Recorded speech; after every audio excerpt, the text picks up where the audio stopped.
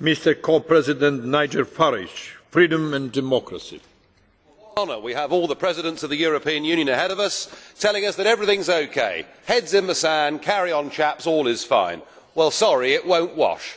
The euro is living on borrowed time, it's living on borrowed money, and this second Greek bailout just prolongs the agony.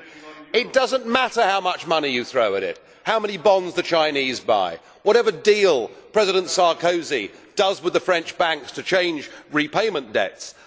The fact is that Greece is going bust. She can't even afford her current repayments, let alone be forced by you to taking on a whole load more debt. This chorus of unanimity from EU leaders and the increasingly appalling IMF is just reinforcing failure, and it's raising bigger questions about the whole European project.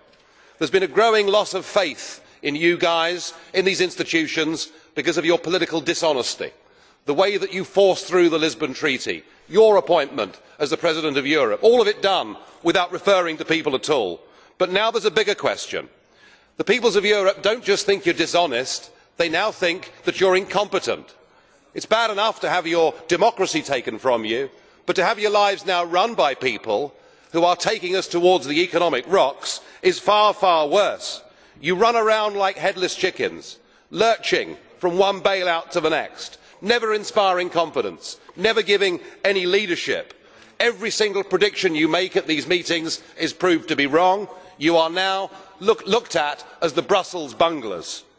And your complete refusal to accept a contingency plan, to accept a plan B of any kind at all, as millions lose their job and their lives sink increasingly into poverty, frankly is nothing less than a dereliction of duty. You are not fit for purpose.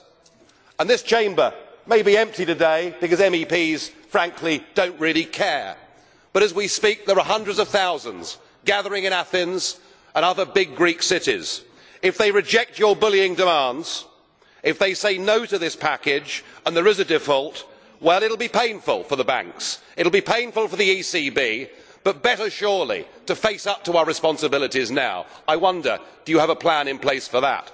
And if they accept your bullying demands, well, don't think that the Arab Spring cannot turn into a Mediterranean summer of discontent as people fight to get their democratic rights back. I know which option I would prefer.